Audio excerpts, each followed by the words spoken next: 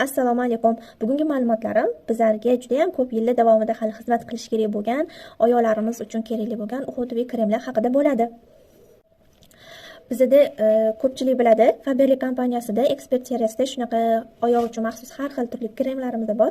Bulardan bittasi mana balzam Galatkis pятички kremi bo'ladi.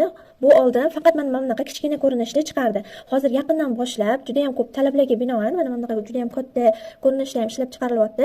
Bu oyoq krem nima uchun? Bu to'pig'i yoriladigan, oyog'i yorilib ketaveradigan, yorilganning hisobiga og'riq beradigan ayol qizlarimiz uchun, erkaklar uchun ham juda ham foydali, juda ham kerakli bo'ladigan krem hisoblanadi. Buni уже ishlatganingizda, ikkita ishlatganning o'zida natijasi juda ham yaxshi seziladi. Ikkinchi kremimiz bu oyoq terlashi, hidlanishini oldini olish uchun ishlatilgan antiperspirant krem hisoblanadi. Ayniqsa bu yog'iga suv oyoq kiyimli kiyiladi, qalin paypoqlar kiyiladi. Shuni hisobiga oyoq hidlanishiga